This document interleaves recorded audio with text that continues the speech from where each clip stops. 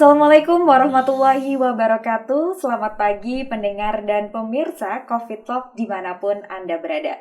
Semoga Anda selalu dalam keadaan sehat dan bisa menjalankan aktivitas seperti biasa. Acara ini merupakan bagian dari kanal pengetahuan COVID-19 yang dimiliki oleh Pusat Kebijakan dan Manajemen Kesehatan atau PKMK FKKMK UGM Yogyakarta. Anda juga bisa mengikuti perkembangan terbaru mengenai COVID-19 lainnya di website manajemencovid.net. Nah, pemerhati COVID, forum COVID dimanapun Anda berada, hari ini saya Eta Auria Latifa selaku moderator akan memandu diskusi kita mengenai topik yang mungkin saat ini sedang sering dibicarakan yaitu alat deteksi COVID-19 yang baru saja muncul dan sudah mulai banyak didistribusikan, yaitu Genos. Nah, pasti sudah mulai penasaran kan para pemirsa semua? Jadi kita mari simak acara pada pagi hari ini. Sebelumnya kita akan menyapa narasumber untuk hari ini yaitu Dr. Muhammad Saifuddin Hakim, MSc PhD, selaku juru bicara tim pengembang Genos COVID-19. Selamat pagi, dokter. Ya, selamat pagi, Mbak Eta. Ya, bagaimana kabarnya, dok? Alhamdulillah, sehat. Sehat. Ya. Saat ini sibuk apa, dok, aktivitasnya sehari-hari? Sehari-hari biasa saya sebagai dosen di Departemen Mikrobiologi mengajar, kemudian juga meneliti. Ya. Salah satunya di tim Genos ini. Ya, selain itu juga meneliti tentang molekuler epidemiologi dari SARS-CoV-2 dan juga terlibat di tim pelayanan untuk COVID. Ya, tim laboratorium COVID. Luar biasa sekali aktivitasnya ya, dok ya. Lumayan. Dan terima kasih sudah menyempatkan waktu pagi hari ini di tengah padatnya aktivitas dokter. Iya, sama-sama terima kasih juga undangannya. Iya, kita akan banyak membahas terkait dengan Genos ini ya, dok ya. Mungkin kita berbagi informasi bagi para pendengar, para pemirsa yang belum banyak atau mungkin belum pernah mencoba. Ada sebagian yang mungkin sudah mencoba langsung ya di beberapa tempat, tapi mungkin ada beberapa yang belum tahu. Jadi kita akan berbagi informasi terkait dengan Genos COVID-19 ini. Nah, mungkin pertama ya, dok, boleh dijelaskan dulu. Ini apa sebenarnya Genos COVID-19? Alat apakah ini? Dan bagaimana cara kerjanya, dok? Ya, jadi Genos itu singkatan dari Gajah Mada Electronic Nose. Ya, seperti namanya Electronic Nose itu hidung elektronik. Jadi cara kerja alat ini itu seperti menduplikasi bagaimanakah indera penciuman kita bekerja ketika membedakan bau antara A dengan B. Sehingga komponen dari Genos ini mirip dengan hidung kita. Itu ada komponen yang menangkap bau, ya, ada sensor yang kita pasang di mesin Genos. Nah, kemudian sama seperti hidung kita juga, setelah diterima oleh reseptor, kemudian diolah oleh sistem saraf pusat, ya, otak, sehingga kita bisa mengetahui bau sesuatu. Dan di Genos itu fungsi semacam ini diperankan oleh sistem artificial intelligence, kecerdasan buatan yang juga kita kembangkan ya, ketika kita mengembangkan alat Genos ini. Nah, apa yang ditangkap oleh sensor Genos itu yang disebut sebagai VOC atau volatile organic compound, bahan atau senyawa-senyawa kimia yang mudah menguap, dan ini jumlahnya banyak sekali, yang itu khas membedakan antara orang-orang yang terinfeksi COVID dengan orang-orang yang tidak terinfeksi COVID.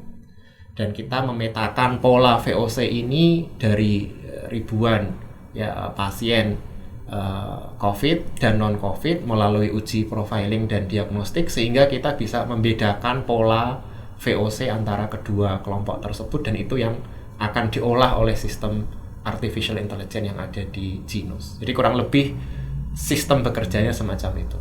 Baik, jadi di sini Genos mendeteksi VOC itu ya, dok ya, volatile organic compound. Dan ternyata tidak hanya di COVID saja ya, dok, dia juga bisa dihasilkan oleh virus yang lain. Iya, jadi sebetulnya VOC ini bersifat umum ya. Jadi kondisi patologis baik penyakit infeksi atau non-infeksi itu menghasilkan VOC. Ya, misalkan untuk non-infeksi itu ada kanker paru atau kondisi patologis lain di saluran nafas atau di saluran cerna.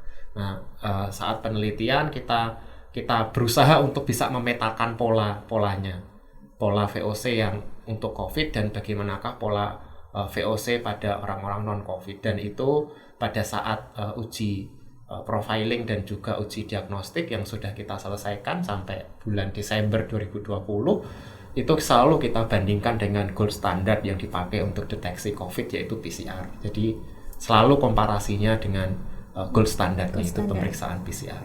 Oke, baik. Jadi ada perbedaan pola di sini Iya, dok, antara yang infeksi COVID dengan yang non seperti itu. Nah, mungkin kalau boleh cerita dok, yang melatar belakangi tim pengembang Ginos ini bisa menemukan Ginos itu seperti apa dok? Boleh diceritakan sedikit? Latar belakang sebetulnya untuk electronic nose sendiri itu bukan sesuatu yang baru kita mulai pandemi COVID. Jadi sebelumnya tim kami diketahui Prof. Kuat itu juga sudah mengembangkan atau ada alat semacam Ginos dengan sistem yang sama tetapi untuk kondisi yang lain, ya misalnya untuk mendeteksi TBC, juga infeksi di paru. Nah, ketika ada pandemi COVID tentu ya kita berpikir pandemi kita tidak tahu sampai berlangsung berapa lama.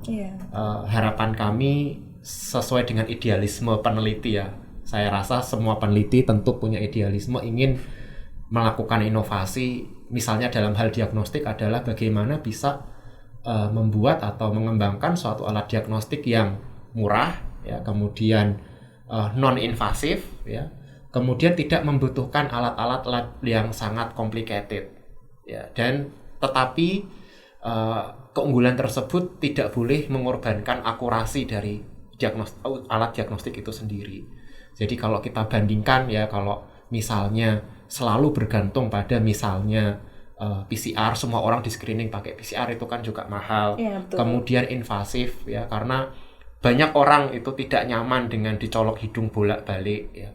Dan kemudian juga waktu pemeriksaan yang lama, bisa berhari-hari, bahkan bisa sesuai dengan beban sampel yang diterima di lab itu bisa beberapa hari atau bahkan minggu. Nah, itu yang kita dulu berpikir bagaimana kita bisa mengembangkan suatu alat screening yang akurasinya terjaga, ya, tetapi itu tadi murah, ya, kemudian cepat hasilnya, kemudian bisa dioperasikan oleh mayoritas orang, tidak harus butuh teknisi terlatih ya yang harus kerja di lab, apalagi VSL2 dan seterusnya. Jadi itu idealisme kami dulu. Baik, jadi ini suatu terobosan baru ya dok ya, dari yang dulu dikembangkan untuk hal lain, kemudian ini karena ada pandemi switch, jadi switch ke untuk deteksi COVID-19. Baik, luar biasa sekali, sangat solutif ya dok ya, sesuai dengan kondisi yang ada di Indonesia. Butuh yang cepat, kalau bisa tidak invasif dan mudah didistribusikan, mudah dioperasikan oleh banyak orang. Nah, terkait dengan akurasi tadi dok, mungkin sudah sedikit disinggung ya. Ini bagaimana dok hasil akurasi dari Ginos COVID-19 dibandingkan dengan standar diagnostik? Ya, jadi saya ceritakan tadi ya, pengembangan Ginos ini kami mulai sejak awal pandemi. Jadi kami mulai itu sekitar bulan April 2020. Ketika itu prototipe Ginos itu kita latih dulu melalui yang namanya uji profiling. Jadi uji profiling ini sifatnya open label. Jadi pasien-pasien yang sudah kita tahu hasilnya PCR-nya positif atau negatif, itu kita deteksi pola VOC-nya, kemudian kita latih mesin Ginos itu. Jadi intinya tuh seperti melatih ya mesin ini di pabriknya. Ya. Nah, kemudian ketika kita sudah melatih mesin ini, sudah siap untuk diuji ya. Jadi ini latihan baru ujian. Nah, ujiannya itu adalah di uji diagnostik. Di uji diagnostik ini Ginos yang sudah dilatih tadi itu kita lepas di 8 atau 9 rumah sakit ya rujukan COVID. Dari paling barat itu adalah Rumah Sakit Polri Kramat Jati, kemudian beberapa rumah sakit besar di Jogja, Sarjito, kemudian rumah sakit akademik dan rumah sakit yang lain. Ada Rumah Sakit Bayangkara, kemudian Rumah Sakit lapangan COVID di Bambang Lipuro, kemudian yang paling timur adalah di Malang, Rumah Sakit Saiful Anwar. Jadi kita istilahnya Ginos yang sudah dilatih tadi itu kami uji, bisa nggak hasil latihan ini bisa membedakan antara pasien yang COVID atau non COVID. Jadi gold standarnya dengan PCR. Dan ketika itu kami mengumpulkan awal itu sekitar 1.500, kemudian ada permintaan nambah sekitar 500 pasien lagi. Dan alhamdulillah di akhir analisis kami bisa mendapatkan angka sensitivitas 92%, spesifitas 35%. Ya, jadi semacam itu. Nah, ketika uji diagnostik itu kan semua dikerjakan oleh tim peneliti ya. Kami yang mengerjakan penelitiannya itu. Nah, sama seperti alat-alat diagnostik yang lain ya, ketika sudah mendapatkan izin edar kemudian dipakai di populasi itu kita sekarang ini yang kita kerjakan adalah uji validasi eksternal.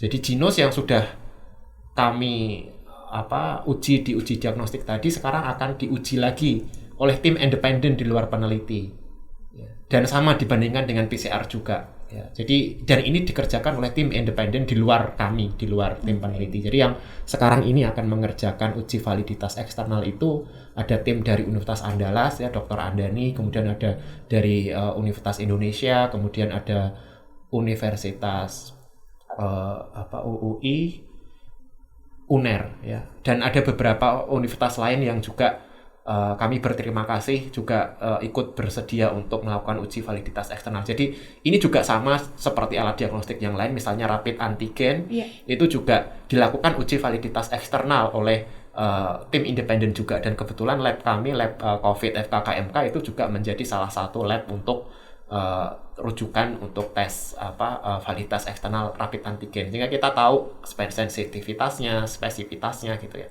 Jadi kurang lebih kalau uji diagnostik tadi yang saya sebutkan itu adalah klaim dari kami ya, tim peneliti. Nah, nanti itu akan diuji oleh tim independen tadi. Makanya kami sekarang sedang sibuk menyiapkan itu. Baik, sedang dalam proses berarti ini ya, Dok ya.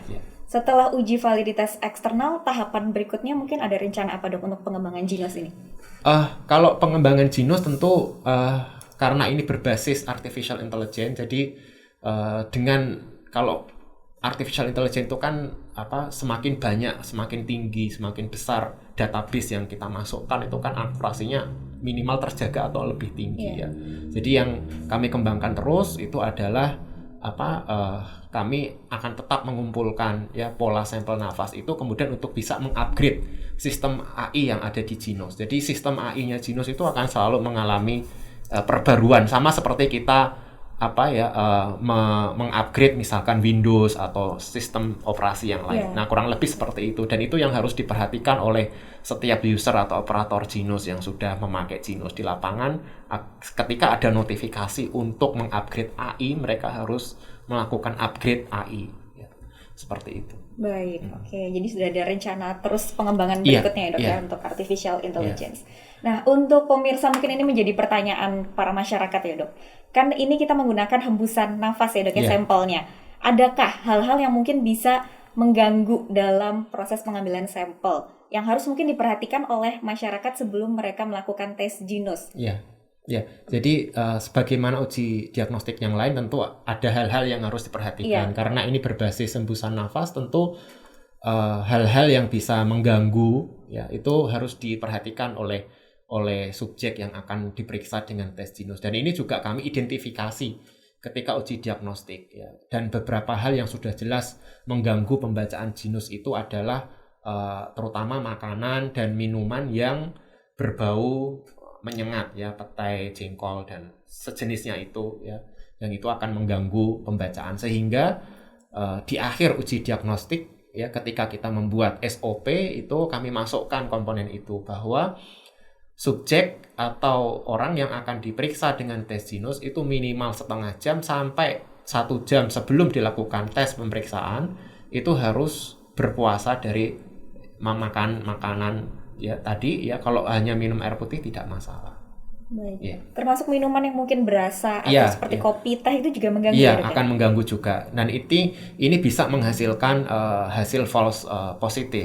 False positif. Jadi dari hasil-hasil uji diagnostik yang kita lakukan kemarin, ketika kok ada hasil yang false positif ya, positif tapi kita ragu ini positif beneran ataukah tidak ya. Dan itu juga ternyata bergantung dari sekali lagi kejujuran dari subjek ya. Jadi kadang subjek nggak mau ngaku, tetapi setelah dikejar baru mengaku. Makanya menghasilkan hasil false positif. Dan ini nanti bisa, kalau kita ada hasil semacam ini bisa diulang ya 30 menit sampai 1 jam setelah pemeriksaan pertama ya. Tentu bisa dengan manipulasi kumur-kumur mulut ya.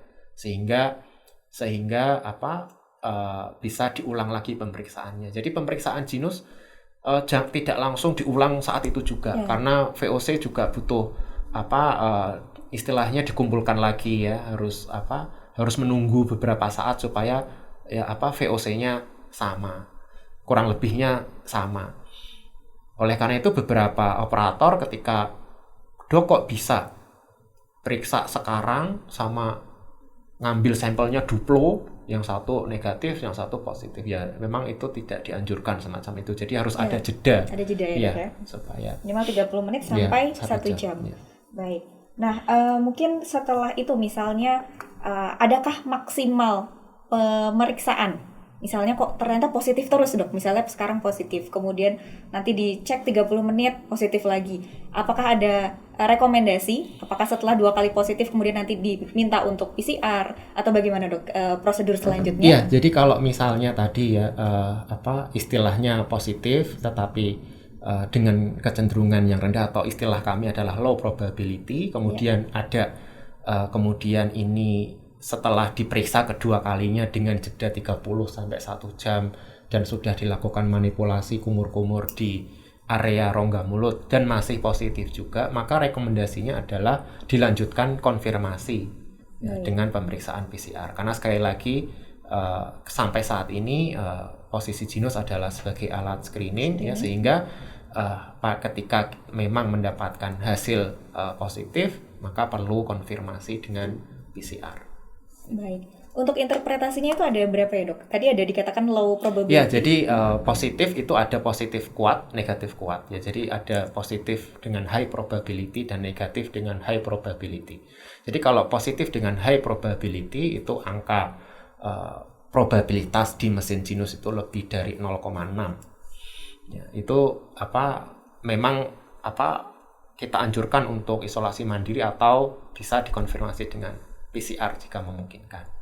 Nah, tetapi juga ada yang negatif atau positif dengan low probability, yaitu yang angka probabilitas di Jinus itu kurang dari 0,6. Nah, ini yang perlu diulang.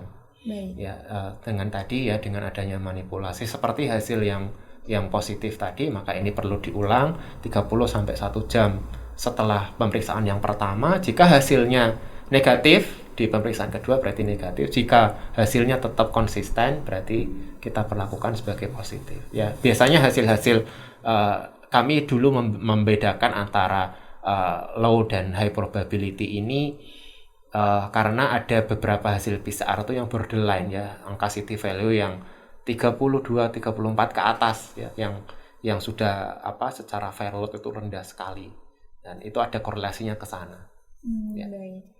Nah, berarti kalau termasuk yang tadi ada gangguan misalnya makan yang menyengat, minum yang menyengat, itu kemungkinan hasilnya low probability. Iya, kemungkinan yang tadi ya setelah sebelum pemeriksaan Jinus dia masih memakan makanan tertentu yang mempengaruhi VOC di rongga mulut, ya kemungkinan akan terdeteksi sebagai positif tapi low probability, termasuk pemakaian hand sanitizer yang berlebihan. Ya, jadi gitu. Karena hand sanitizer yang ada bau alkoholnya yang nyengat itu nanti bisa ditangkap karena sensornya kan sensitif sekali ya. Jadi itu juga gitu. Jadi ketika fitur menempatkan posisi mesin Jinus pun itu harus kami pun membuat SOP sendiri ya, ada analisis fitur lingkungan, apakah memang alat Jinus ini sudah ditempatkan pada pada lingkungan yang sesuai, bagaimanakah saturasinya, bagaimanakah kelembapannya dan lain, sehingga itu tidak mengganggu akurasi dari pembacaan mesin Jinus. Iya. Baik. Kalau ini dok, menggunakan mouthwash atau gargle kumur-kumurnya itu apakah mempengaruhi dari hasil pembacaan dok? Kalau kami sarankan kumur-kumurnya tetap menggunakan air biasa saja, ya, bukan yang ada bau alkoholnya yang sejenis itu, karena kami tidak secara langsung menginvestigasi ini ya, tetapi itu kan bisa kita perkirakan ya bahwa itu juga ada bau alkohol. Kalau hand sanitizer yang diletakkan di tangan saja sudah bisa mengganggu pembacaan, apalagi yang langsung ditaruh di mulut, ya itu akan lebih mengganggu Lebih lagi. mengganggu ya, Iya, Dok, ya? iya. Karena mungkin banyak masyarakat yang justru mikir-mikir sebelum dites nih mending Harus saya kumur-kumur dibersihin aja. dibilas Iya. dulu gitu ya, Iya. Dok ya. Iya, Mungkin ini seperti dulu saya ada pengalaman ya yang deg-degan ya, karena saat awal-awal kita ngembangkan Genus itu kan kita sempat di presentasi di kantor markas besarnya Badan Intelijen Negara, yang salah satu yang mendanai penelitian Genus ini untuk sampai ke uji diagnostik. Dan ketika itu Genus ini ya prototipe hasil uji profiling, dan ketika kita demo salah satu staf dari BIN ya, kita periksa positif, kita langsung deg-degan gitu kan. Tapi saya ini tuh bapaknya sepertinya tadi memakai hand sanitizer saya tuh berlebihan dan dekat dengan mesinnya gitu. Kita udah deg-degan kan kalau misalkan ada periksa Genus kok positif kok di kantor gitu kan. Deg-degan juga ya, kita tenang gitu. Kemudian kita minta untuk untuk tidak memakai hand sanitizer, kita ulangi lagi berapa menit kemudian dan alhamdulillah negatif. Jadi itu salah satu contoh yang hasil mengapa kok hand sanitizer atau semua yang akan komponen-komponen yang bisa mengganggu pembacaan Genus itu kita identifikasi sejak bahkan uji diagnostik. Baik, ini menjadi informasi penting ya buat para pemirsa yang ingin melakukan tes Genus. Sebaiknya disarankan puasa ya, Dok ya, 30 menit sampai 1 jam kan nggak lama ya, nggak semalaman kok. Iya. Kalaupun minumnya air putih aja, Dok ya. Air putih nggak masalah. Iya, betul, kumur-kumur air putih. Jadi jangan gunakan zat-zat yang mungkin bisa mengganggu ya. Jadi yang berbau atau mungkin berasa menyengat. Nah, kalau misalnya terjadi perbedaan nih, Dok, dari hasil Genus positif 2 kali misalnya, kemudian disarankan untuk PCR. Ternyata dari PCR hasilnya negatif. Nah, ini manakah yang kita pakai sebagai acuan? Iya, jadi prinsipnya semacam ini. Sampai sekarang tidak ada uji diagnostik yang akurat 100% untuk mendeteksi COVID. Bahkan PCR pun memiliki sensitivitas dan spesifitas tersendiri ya. Jadi pemeriksaan PCR itu sensitivitas, spesifitasnya yang paling tinggi itu kan hari keempat setelah terpapar oleh virus ya. Sehingga kalau pada hari pertama, kedua kemungkinan false negatif PCR juga tinggi ya. Itu adalah komponen dari pre-analytic PCR.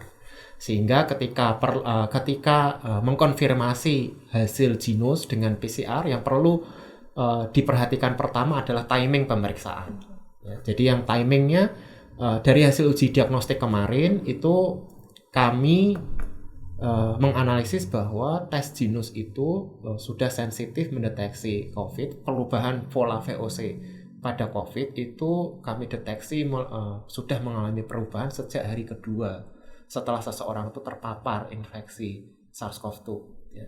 Dan ini lebih awal dari pemeriksaan PCR. Sehingga pada saat uji diagnostik itu, ketika kami mendapatkan hasil Genus positif, PCR negatif, kemudian PCR-nya diulang beberapa hari kemudian ya 2-3 hari, PCR-nya berubah menjadi positif. Iya. Jadi yang perlu diperhatikan pertama kali adalah timing pemeriksaan, dan ini bisa operator itu perlu untuk memastikan riwayat, misalnya paparan, riwayat seseorang itu terpapar oleh, kemungkinan ya ini sulit sekali memang untuk apalagi sudah menjadi community transmission ya, tetapi paling tidak kita bisa memperkirakan apakah ini sudah masuk timing pemeriksaan ataukah tidak ya. Yang paling mudah misalnya riwayat perjalanan, kapan sih terakhir keluar kota, atau riwayat menghadiri kerumunan ya, entah itu jamuan dalam atau faktor-faktor resiko yang kita bisa memperkirakan kapan sih timing dia terpapar oleh virus. Kemudian kalau misalnya Genusnya timingnya itu memang sudah sesuai ya, maka yang menjadi gold standard tetap PCR. Misalnya memang timing Genusnya sudah sesuai, kemudian timing PCR-nya juga sudah sesuai ya, maka bisa jadi ya itu memang karena Genus sendiri juga sensi dan spesifnya juga tidak mencapai 100%, dan yang menjadi gold standard tetap PCR. Dan ini kami banyak mendapatkan kasus-kasus semacam ini ketika PCR positif tetapi CT-nya yang sudah atas ya, sudah tinggi sekali, di atas 34, di atas 35 semacam itu. Ya. Baik. Kalau untuk Genus sendiri ada pengaruh nggak, Dok? Misalnya pasien tersebut ada gejala atau tidak bergejala. Misalnya dia memang COVID, kemudian dia tidak bergejala. Seperti itu akan tetap terdeteksi? Iya, karena kami ketika uji diagnostik itu memang di rumah sakit, tetapi kami tidak hanya memeriksa pasien yang simptomatik COVID. Sehingga kami juga memeriksa pasien-pasien yang asimptomatik. Ya, bahkan ketika kami mengajukan izin edar, itu dari reviewer dari Kementerian Kesehatan itu kami diminta untuk menambah 500 sampel komunitas. Ya, dan saat itu salah satunya kita ambil di Geraha Sabah ketika ada event yang lumayan menghadirkan banyak orang, sehingga itu kan semua asimptomatik itu. Dan kita langsung konfirmasi dengan PCR dan alhamdulillah akurasinya terjaga. Jadi kami tim peneliti itu selalu deg-degan ya kalau di-compare dengan PCR itu ya. Tapi ya alhamdulillah ya, sejak ketika uji profiling akurasi mencapai 95% ya. Kemudian ya kalau uji profiling masih bisa, oh ya wajar lah karena open label ya.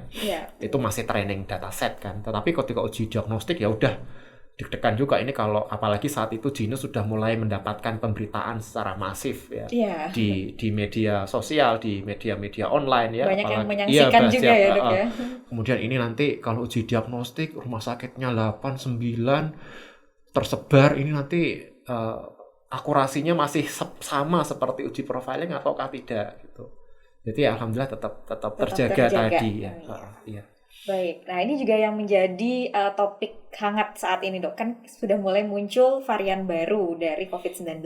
Dan salah satu yang menjadi concern kita adalah alat deteksi saat ini apakah mampu untuk mengidentifikasi mutasi virus COVID-19. Mungkin itu yang jadi pertanyaan masyarakat. Nah bagaimana dengan genus COVID-19 ini dok? Jadi adanya varian atau mutasi itu kan sesuatu yang terus-menerus terjadi pada virus SARS-CoV-2 bahkan sejak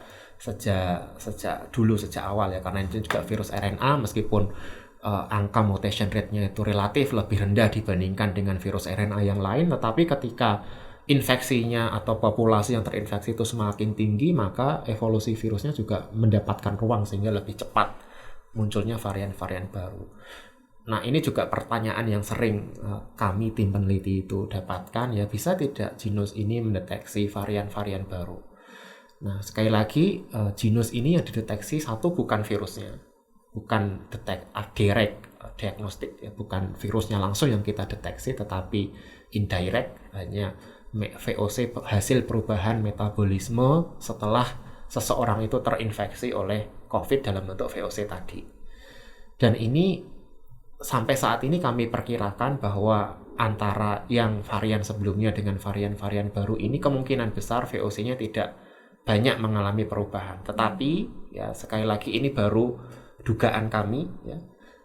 Dan salah satu pengembangan yang akan kami lakukan adalah ini tadi, apakah memang genus ini ketika seseorang itu terinfeksi varian baru apakah masih bisa mendeteksi ataukah tidak. Yang sudah ada di database sistem AI-nya genus itu adalah mutasi D614G. Ini yang mutasi yang kemarin sempat terkenal ya. Dan beberapa varian itu kan mengandung mutasi ini, mutasi D614G, sehingga apakah ini memang terjaga akurasinya, itu yang akan kami kerjakan ya. Kami berusaha untuk mendeteksi mengambil sampel VOC dari orang-orang yang terinfeksi oleh varian-varian ini ya. Dan sekarang ini Kementerian Kesehatan sangat masif untuk melakukan genomic surveillance dari orang-orang yang terduga terinfeksi oleh varian baru.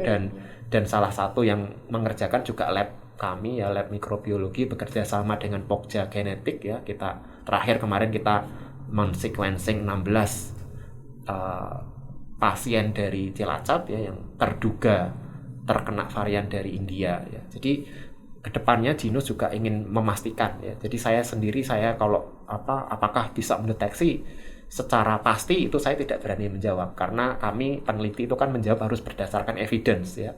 Ya, yang ada di database itu baru mutasi D614G. Kemudian apakah varian-varian baru ini memang akan masih pola VOC-nya itu perubahan polanya itu pergeserannya tidak drastis ya, sehingga masih bisa dalam range deteksi dari genus. Nah itu yang kami harapkan, tetapi tentu saja untuk memastikan ini kami harus mengambil dulu sampel nafas dari orang-orang yang terinfeksi oleh varian baru ini, kemudian kita suntikkan lagi ke sistem AI-nya. Jadi enaknya berbasis AI itu adalah kita bisa mengupgrade ya. Kita masukkan data baru sehingga akurasinya bisa minimal lebih tinggi. Itu salah satu kelebihan dari genus semacam itu.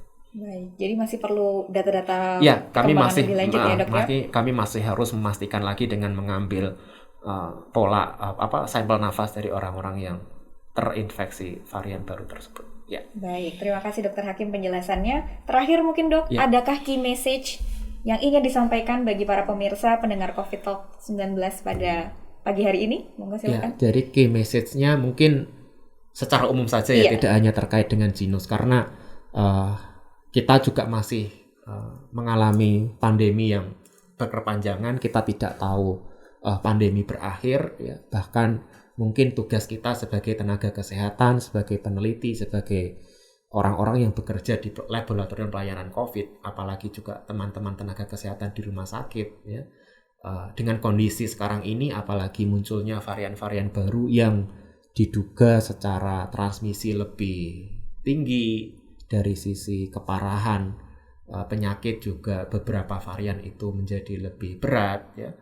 Maka kami mohon kepada masyarakat umum yang mendengar dialog kita pagi ini untuk tetap sabar, ya, dan tetap patuh pada protokol kesehatan dan tidak perlu merasa jenuh dan ada keinginan untuk melanggar protokol kesehatan, karena kalau semua menjadi bosan kemudian melanggar prokes, nanti jatuhnya pandemi ini malah tidak akan selesai. Jadi kuncinya adalah sabar, kemudian kekompakan kita semua, ya, kerjasama kita semua, kita berperan sesuai dengan fungsi dan kapasitas kita masing-masing. Ya, itu yang mungkin perlu saya sampaikan. Baik, terima kasih Dr. Hakim atas penjelasan dan informasi yang sudah dibagikan kepada kita semua. Dengan demikian perbincangan kita hari ini telah usai. Saya ucapkan terima kasih kepada Dr. Muhammad Saifuddin Hakim, MSc PhD, selaku narasumber pada hari ini.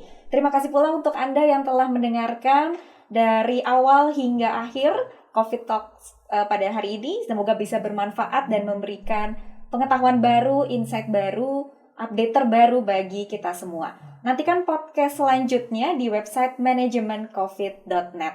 Saya Eta selaku moderator pamit undur diri. Jangan lupa untuk selalu menerapkan protokol kesehatan dimanapun Anda berada. Dan apabila Anda sudah mendapatkan giliran untuk vaksinasi, segera untuk datang vaksinasi.